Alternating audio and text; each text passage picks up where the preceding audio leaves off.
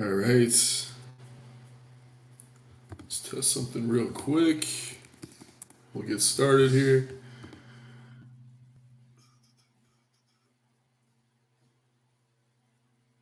Perfect. All right, hello everybody. Happy Saturday. Nick Morrow, DFS here with Occupy Fantasy.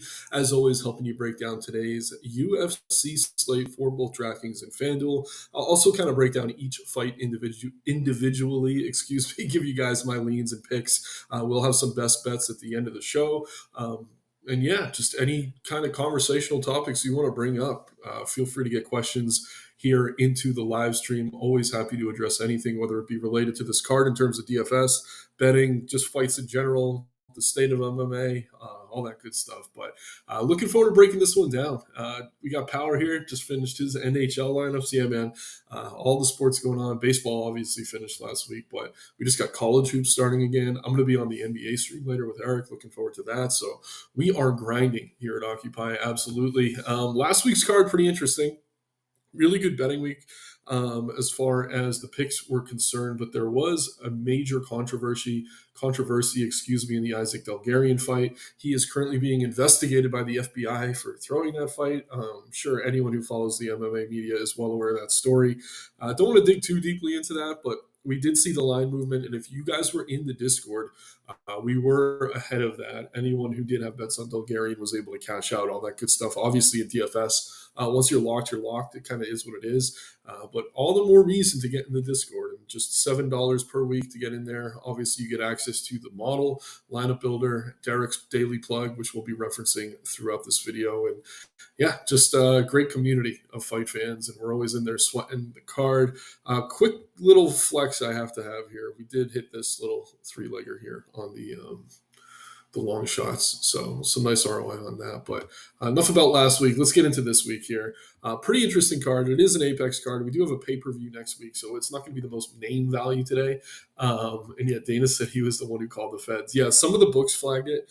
Dana himself, as soon as the fight ended, did in fact reach out to the FBI. So UFC wasn't in on it. Seems like Bulgarian's coach, Mark Montoya, definitely wasn't in on it. Seems like he was kind of a lone wolf in that.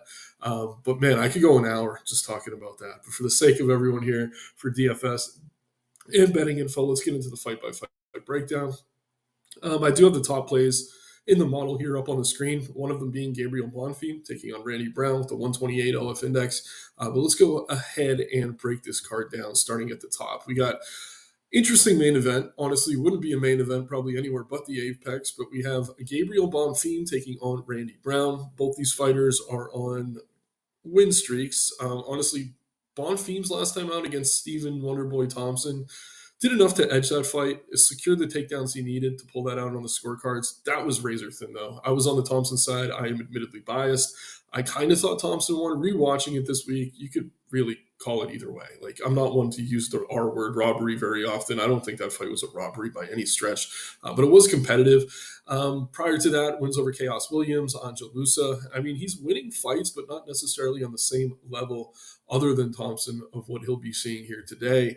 On the other side, we have Randy Brown, very, very long fighter, a very tall fighter, works well at range, coming off a nice KO win over a fighter in Nicholas Dalby, who actually beat Gabriel Bonfim once upon a time, had that loss to Brian Battle, another very close fight. I was on the battle side in that one. Thought that could have gone either way. Prior to that, wins over aging fighters Zaleski dos Santos, Muslim Salikov, who we'll talk about in a little bit. But yeah, I mean, looking at the tangibles here, right? Brown has a 6-inch reach advantage. He is the much better technical striker in this matchup, but Bonfim can more than make up for that in the grappling. Gabriel Bonfim lands 4 takedowns per 15 minutes. Great submission ability. Most of his wins are via submission, which obviously does score well for him in terms of DFS. 55% takedown accuracy is actually extremely high for someone who's an aggressive grappler like he is. And yeah, averages 1.6 submissions per 15 minutes. This is his first 5-round fight. Certainly in the UFC, I believe, in his entire career. And we have seen him fade late at times, but I do think the upside of Bonfim is a little bit front loaded. I'm not sure if all the guys are going to agree with me on this, but I do think that Bonfim's win condition probably comes in the first or second round, probably via submission. Randy Brown does have a pretty decent 73% takedown defense in the UFC, but he He's not taking on a ton of guys who are trying to grapple him aggressively. He's been taken down by guys who are far inferior in terms of grappling than Gabriel Bonfim. So, how do I see this fight playing out? It's pretty simple. I think Brown's able to maybe land a little bit at range early on, but Bonfim's going to get the takedowns he wants and needs. And it's going to be a matter of Brown surviving those positions, working his way back to the feet, because I do think he has a major cardio advantage here. And major may be overstated, but we have seen Bonfim fade. Brown, if anything, is a dog. He is always there late in his fights. So I think as this fight is extended, Brown becomes an increasingly live underdog. Again, I think the most likely outcome here is probably a Bonfim submission in the first or second round. But in my article this week, my pick was actually Brown. I think if he can defend those positions and work his way back to the feet as this fight wears into the later rounds, he's going to be very live to find a finish of his own on the feet. So a little bit tricky here. People were really giving Bonfim a lot of credit for his cardio in the Thompson fight, but he only threw 40 significant strikes, was able to just hang with some top time. Thompson, not really a pressure fighter or a high volume striker, not really much of a scrambler either. So while Bonfim's cardio did seem to be improved there, I don't want to put too much into that performance. At the same time, again, I just think the clearest path here is on the mat via submission. Could probably slice through Brown on the ground to some extent, excuse me. But again, as this fight is extended, I do think Brown becomes a live underdog. Again, looking at what we have here in the top of the model, we have Bonfim 8,600 on DK, feels too cheap. 18 on FanDuel, 128 OF index score is excellent. But when we also look at ownership, he is the most popular play on the slate. So as someone who's only playing a handful of lineups, I do want to have Bonfim exposure. But I think in any lineup I don't have Bonfim, I really do like Randy Brown. Going to take a quick look over here at the ownership.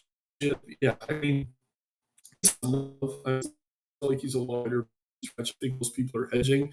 They're on FEMA exposure way on this. If you're a little bit more exposed to Brown, a little bit less on being that way to get there. At the same time, I hate to contradict the plug, and I know today, Derek, this is from mine actually, seems to be interested in Gabriel Bonfim and understanding from Brian, or he may not have. I think it was actually Derek today, but either way, a 5-round win of any kind or a finish is likely going to be enough for Gabriel Bonfim. Again, he's not priced in that 9K range.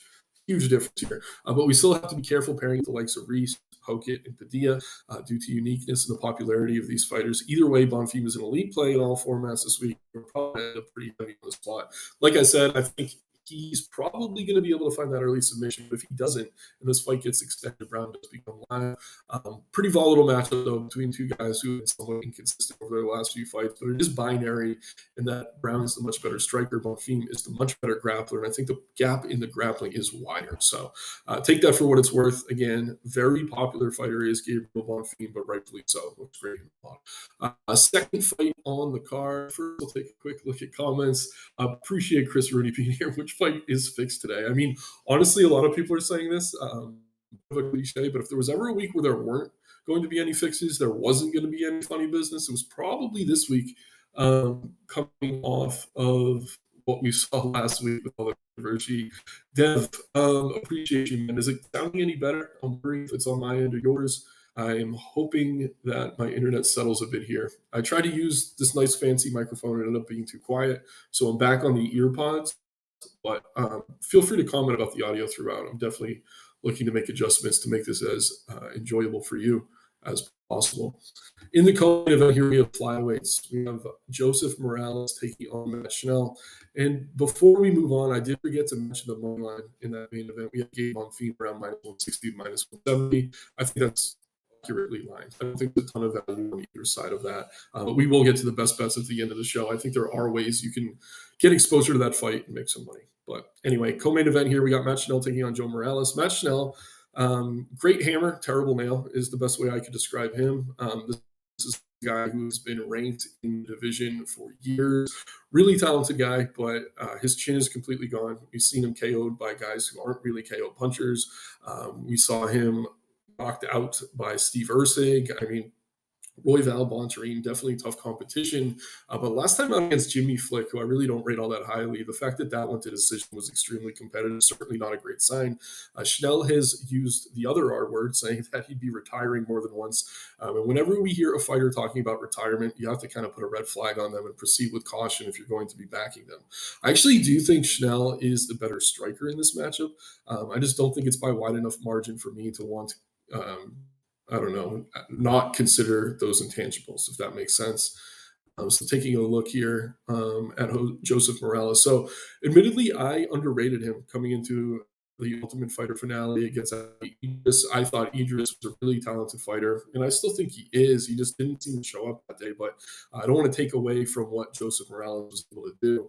Notably here, if you're looking at the game logs, this is Morales' second stint in the UFC. You go back to 2017 and 18, had a really close decision on to Eric Shelton, I believe it was, lost to Biggie, who in the division. But 1 and 2, getting cut, pretty unfortunate. But he fought his way back on the regional scene, seems to be in the best shape of his entire life. So I really do rate Morales here. And you have to think what the UFC is thinking, right? You kind of have to put yourself in their shoes. Are they really trying to boost Matt Schnell's stock when he's talking about retirement in this co-main event? Or are they trying to boost the most recent Ultimate Fighter in this kid, Joseph Morales? I think that is obviously the case here. So rightful favorite, in my opinion. The line does feel a little bit wide again because Schnell does have a lot of talent. I just think Morales is probably going to be able to find that finish at some point, even if he loses that first round. I think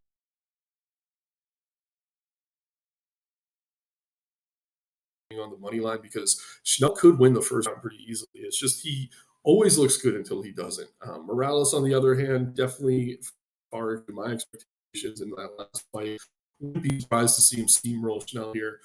Morales definitely the pick for me. I think he gets it done inside the distance as well. So a really, really strong play when it comes to that. Um, Taking a look at the ownership, I mean, Morales is popular, but he's not in the top 5, borderline top 10 plays on either site in terms of ownership. So I do think he's a good way to get there. Now, again, sometimes I say, look, really looking for cheap underdogs. Talent can kind of outweigh anything. Again, just a guy talking about retirement, just never something I'm ever going to be backing with any sort of confidence. So Morales here, he's um, talented fighter. I wouldn't be shocked if he could keep it close, but more likely than not, we're going to see Morales find that finish. Feature bout here between Muslim Salikov and Uros Med. So these are two guys who prefer to strike. Very different styles, though. Salikov coming off, an extremely impressive win as a heavy underdog in which he KO'd Carlos Leal very early in that fight. Known as the king of kung fu, getting up there in age. I think he's over 40 now, which is kind of crazy, or pushing it. Taking on a guy in Uros Medic from that Alaskan FC regional scene who's had mixed results in the UFC. Medic is a guy who seems to finish everyone he should, and then he loses to everyone who probably is. I mean, excuse me. Let me backtrack what I'm saying here. So he's beating the guys he should beat, right? I mean, an aging Tim Means, Gil Urbina, Stummelsberger, who's no longer in the UFC. Then he's losing to guys that are obviously more talented. This is why this fight here in particular is a little bit tricky because I do think Salikov's much more talented, but the age gap of nearly 10 years does give me some pause. I think Salikov is still the side here, given his ability to counter strike. He's on a nice win streak of his own. He's very big, he's very powerful. But if Medic rushes him, I'm not going to be surprised if Medic finds a finish. You hear me kind of wavering on this one, right? But it's for good reason. I think whoever wins this fight ends up in the optimal lineup. And that is on both sites, DK or FanDuel. So if you're playing 10 lineups, I would maybe have 6 Salikov because he's cheaper, 4 with Medic. Or if you really like Medic, you could go heavier on that end. But I would be surprised if we don't stay here in the first or second round. Medic has never gone to decision. Salikov, obviously, more likely than not, his wins have been coming by KO. So yeah, a little bit torn on this one, if I'm being completely honest. And we look at the ownership, seeing a pretty popular Salikov, 4%. Medic actually more popular. A little bit surprised by that, given the price discrepancy. This fight should be close to what it is. We're seeing Medic -140 to -140, depending on So it's not far off in that assumption. But yeah, I like Salikov. I think he's a better technical striker. I think Medic is going to blitz him, but if Salikov can just kind of use his footwork, that count should be able to pull off the upset. But either way, I think someone's going down. I think someone's going down early. So definitely a fight you're going to want exposure to. Taking a quick look here, none of them rating as one of the top owned plays. A little bit surprising to me because, again, I think this is a fight you want in most of your lineups. Do not stack it. But I definitely get one side or the other. I am preferring the Salikov side, but it is close. I'm not going to be at all surprised if Medic just rolls him. The other Bonfim brother, we have Bonfim taking on Chris Padilla. She missed weight by 5 pounds for this matchup, which is certainly notable. It's also notable that he's taking this fight on short notice. Wanted to be on this card with his brother headlining. I think two got put together. Padilla lives in the area. It was easy to jump in as an opponent. And we've seen mixed results. He's very much will be killed. Lost this aging.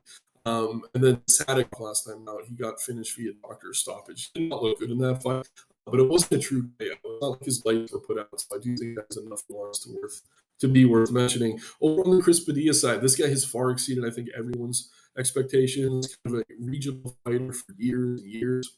Made his way in the UFC as a short notice replacement. Pulled off that submission win over James Lontop, who actually won yesterday in some regional. Not that matters. TKO win over Rong Zhu, another doctor stoppage there. And then a win over Jai Herbert. Fighter actually played relatively well as far as the division is concerned. But we gotta look into the movement, right? There's a lot of speculation that Israel is coming in with an injured shoulder. You go on Twitter, type in Bonfim shoulder or Bonfim RMD. What I'm talking about, just a lot of speculation. That could be the reason for the weight miss. But more than anything, I just think Padilla is very appealing here as an underdog. Just keep in mind, he's going to be extremely popular. In that plug excerpt, I believe from Derek, even though that's Brian, we mentioned that if you're playing on team and you're playing Padilla, your lineup's not going to be very different. Padilla is one of the most popular underdogs on the entire card. And he is the most popular on the entire card. Third on PK. Like I said, I do think he gets it done. He's just tough, man. He's a dog. He's going to go in there, fight for 15 minutes.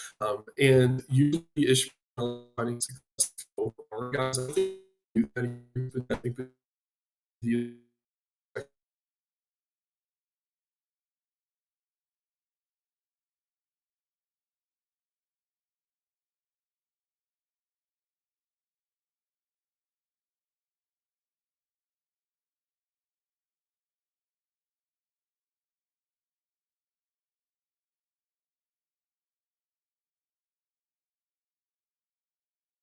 a little bit concerned about injury here for Ishmael. I am also not very high on him as a prospect. He's been pretty disappointing, if we're being completely honest. So I do like the Padilla side, but again, Padilla is someone I always underrated. Now that I'm backing him, you have to kind of question, like, am I overcorrecting my perception of this guy? And I've kind of done it in the past with someone like the Ritter, who I rated really highly going into this last fight off a few performances. Sometimes we overcorrect. So this does feel like a potential spot for that.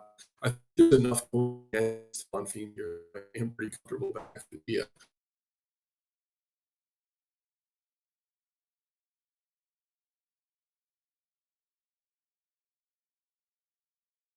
Like the video, subscribe to the channel, check out the links in the description below to get access to the model. But we're going to continue plugging away. At the end of the video, I will do a dummy build. I will build a lineup on both sides, kind of talk you through my process. But yeah, let's keep it going here. Really fun matchup here between two strikers, Marco Tulio Silva and Christian Leroy Duncan. Last week we saw Norm Dumont awarded kind of a sketchy decision win, right?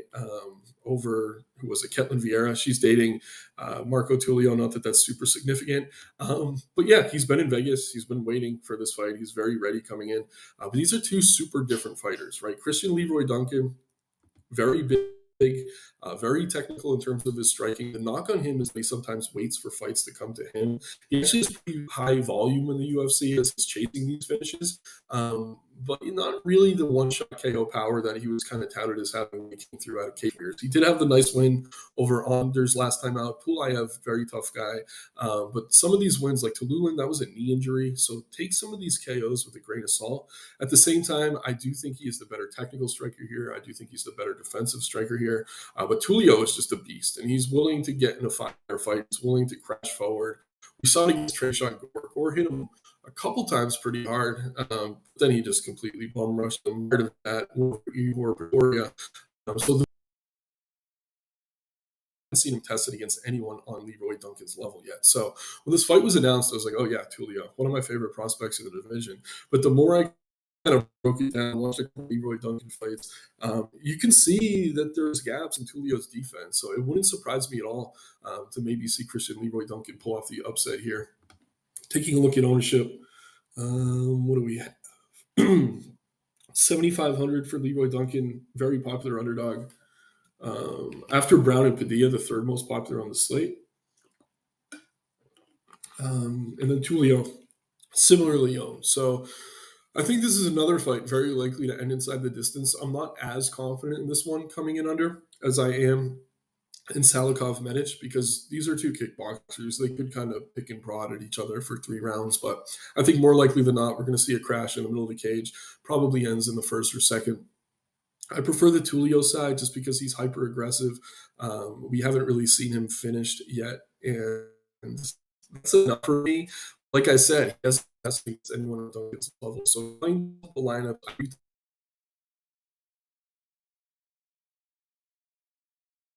and again, some of these fighters who can be tentative when they face a guy who's super aggressive like Tulio, we see the best version of them. So this one could go either way. I definitely want exposure on both ends. I am slightly preferring the Tulio side, but it is with very, very little confidence. Just want to get that point across.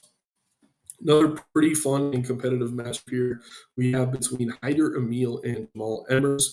Emil kind of broke the promotion with not a tough affair, but yeah, I mean, he's looked pretty good. Win over Gomes, aging really well.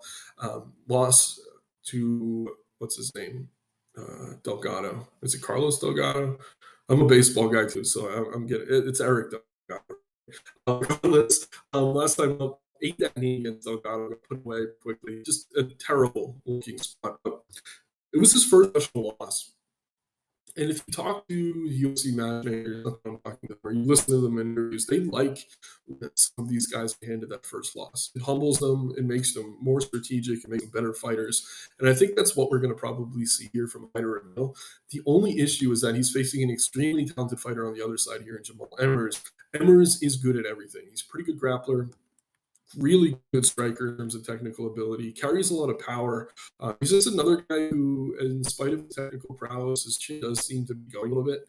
KO'd by Landwehr, lost to Jenkins. I mean, these are really good opponents, but he's getting up there in age now, I think 36 years old. And his wins have come against really low level of competition, in my opinion. I don't rate Miranda or Bazooka highly at all. So again, this is kind of a good test for both of these guys. I do prefer the Emil side.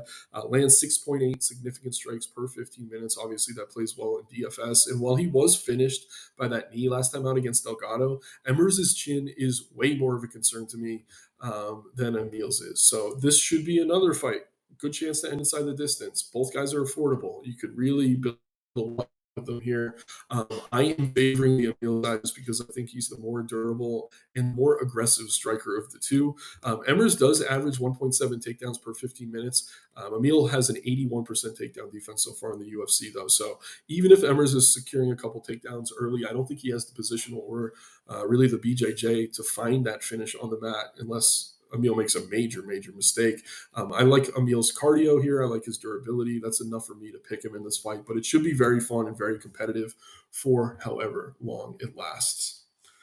All right, let's keep plugging away here. Next matchup we have is between two vets. We got Ricky Simone taking on Rayoni Barcelos at bantamweight. These are two guys who have been in and out of the rankings bantamweight for the past, I don't know, 5-10 years. Stone, one of the last, I think he was the last guy to beat Merab. submission win where, I don't know, Marab didn't go up. That's the for another day. That was years ago. Rayono Barcelos seemed like his career was on the out, but put together 3 now. Marquino has paid top people high on former champion in Cody Garbrandt. This is kind of a binary fight.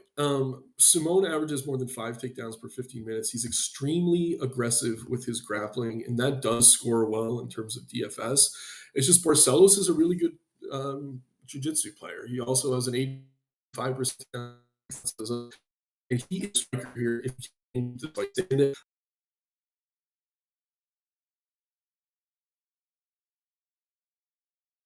and if he can't, is he going to be willing to get into that firefight? Because we saw him against really tough guys and like Mario Batista and Vinicius Oliveira. Once the takedowns weren't coming, it seemed like he gave up a little bit. And he didn't give up. He fought to the end, but against Barcelos, that could be dangerous.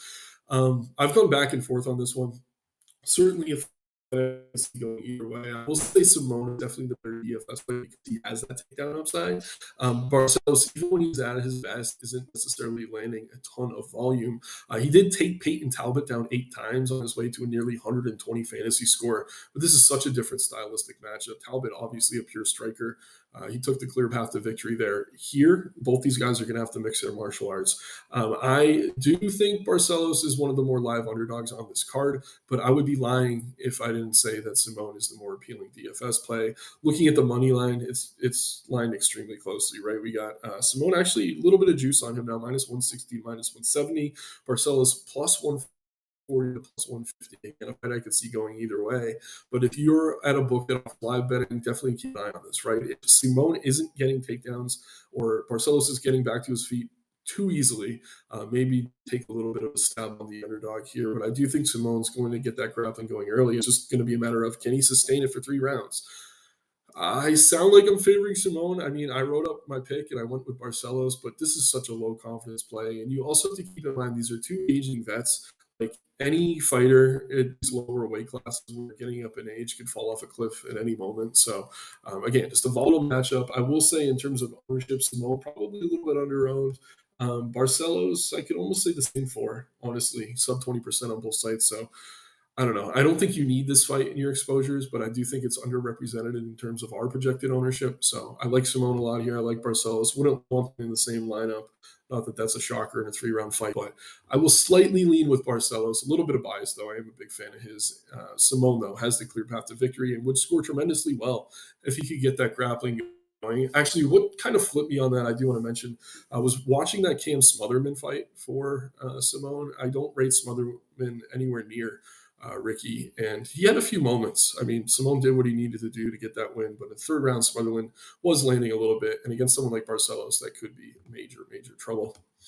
Another interesting underdog, at least in my opinion, here we have Jacqueline Cavalcanti taking on Mario Bueno Silva.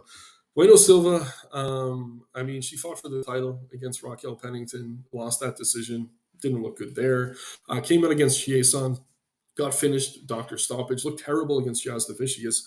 But in media this week, it's interesting. That fight took place in Abu Dhabi. They don't allow women in the sauna there. They had to dress her up as a man and put her in the sauna, which is comical to say the least. But she said she had a terrible weight cut.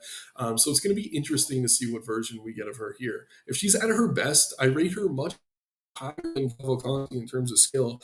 It's just she's getting up there in age. She failed for Adderall, and it seems like she can't stay focused in her fights without it. So again, it's just a volatile fighter to back here, but we are getting a big underdog price on her. 7K flat. I don't mind mixing her in because while Cavalcanti has looked good, I'm not all that impressed. Pulling her up here, I mean, she's doing what she needs to do, securing these wins.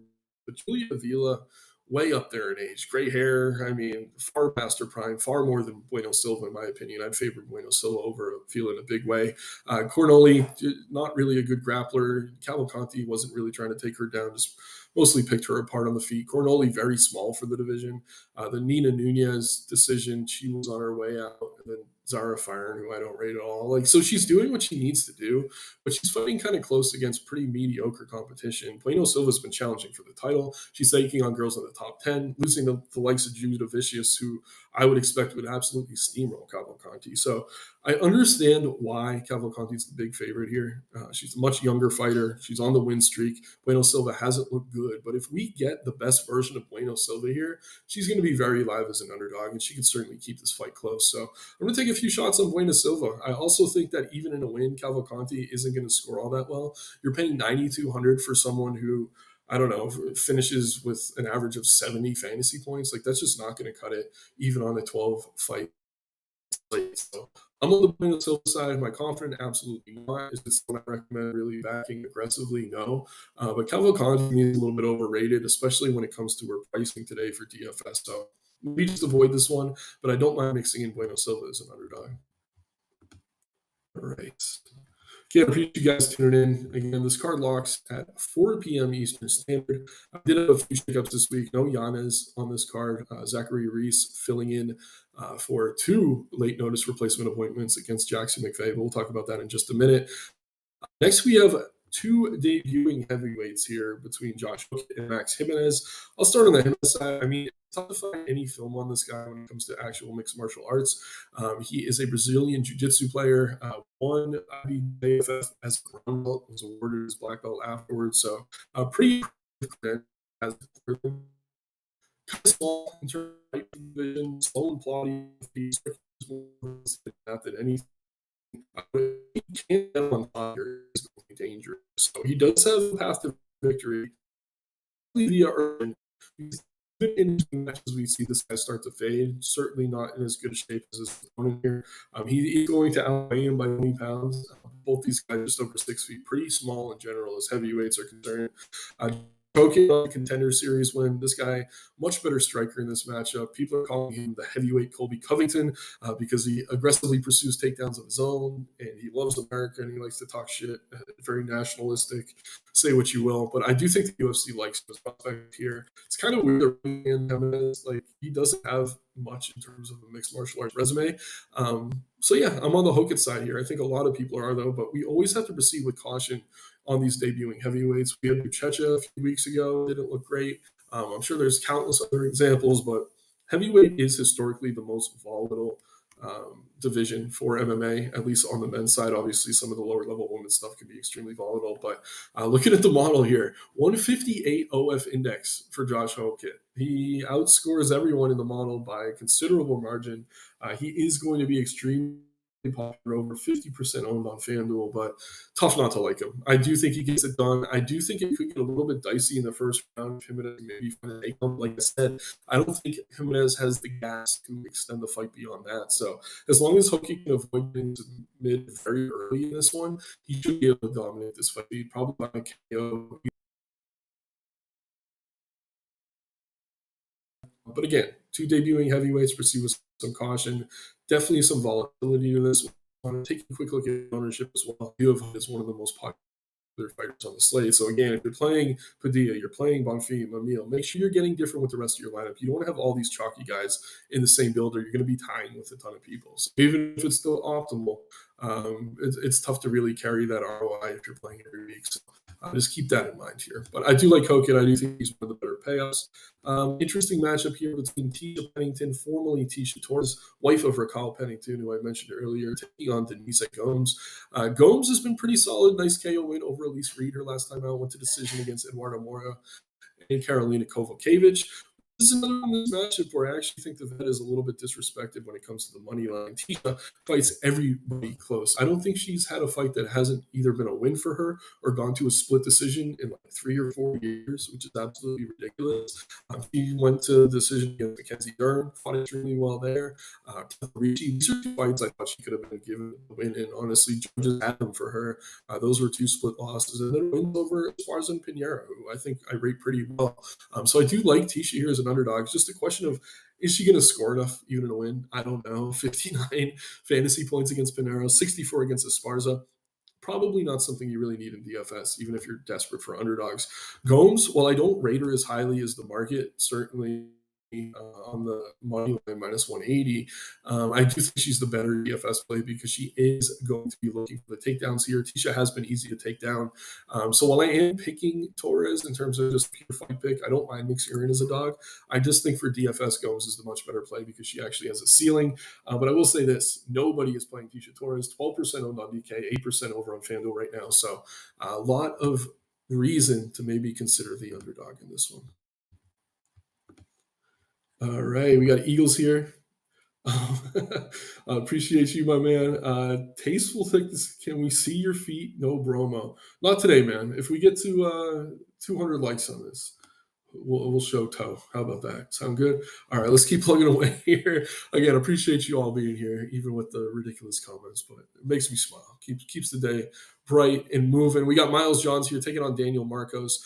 Interesting matchup. Again, kind of binary in that Johns is the much better wrestler here. Marcos probably the better striker. But both these guys have shown the ability to mix their martial arts respectively. Marcos coming off the first loss, I believe, of his professional career. Yep.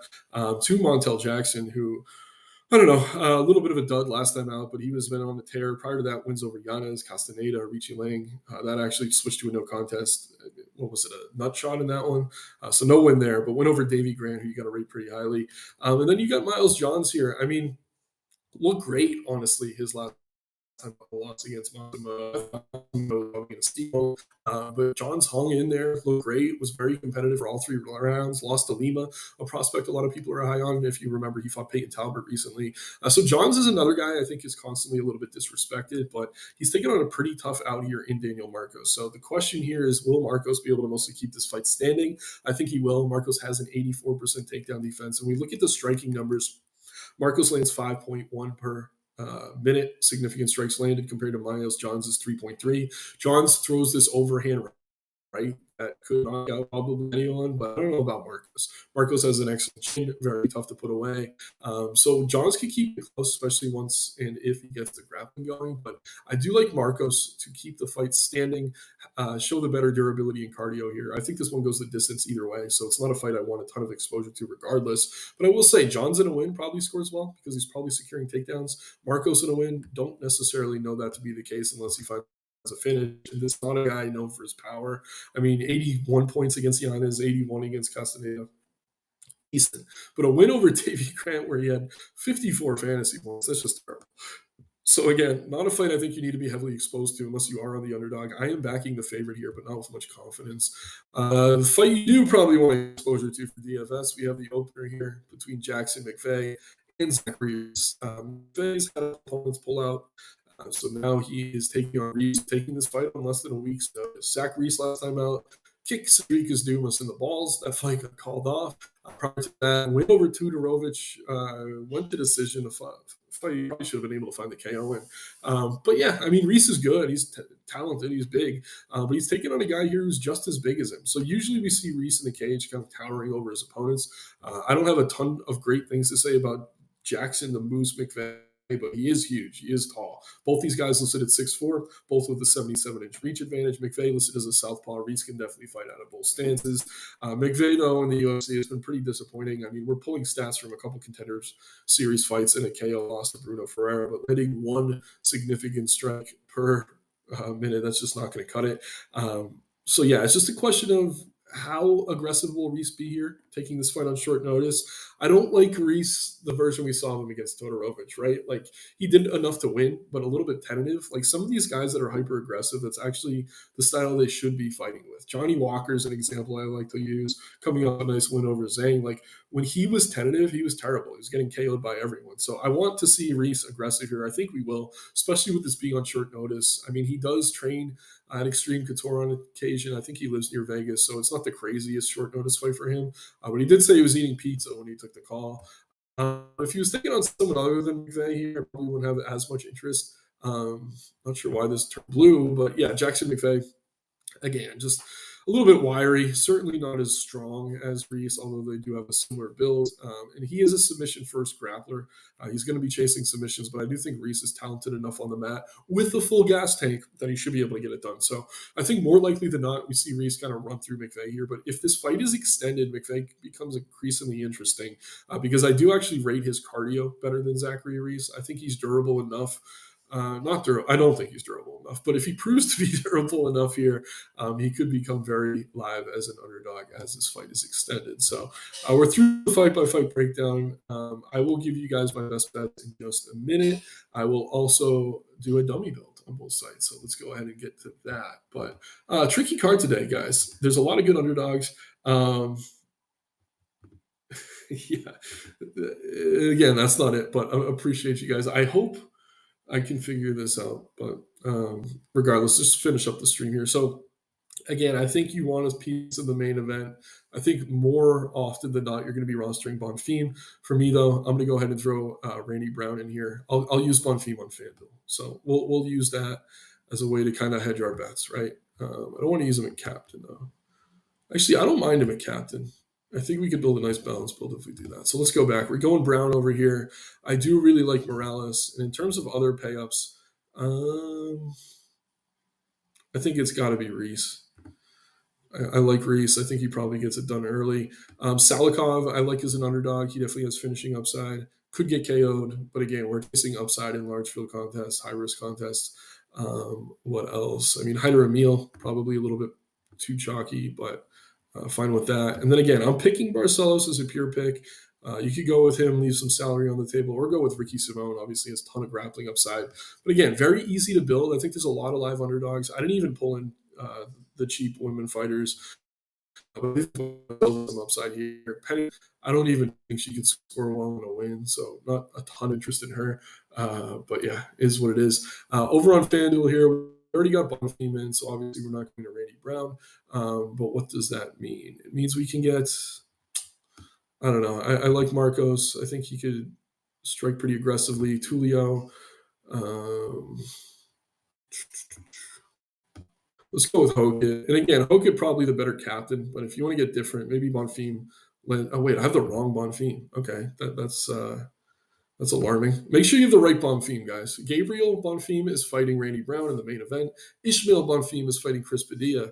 And Padilla is one of my favorite underdogs, so I'm going to go ahead and grab him here. Levitt on FanDuel is just way too cheap. Just keep in mind he's going to be wildly popular. Um, and then what else do we want? I don't know. We can go Hyder Emil against him or something like that. But yeah, I think that's it as far as the dummy builds go. But let's get into some best bets now. And again, just quickly recapping what we have here. Hokit, top rated DFS play in the model, followed by Reese, then Bonfim. Highest owned plays, pretty much the same. Obviously, we have Reese, Hokit, Bonfim. Also, Hyder Emil squeaking in there at a reasonable price. Chris Padilla is the most popular underdog on the card. We talked about that quote.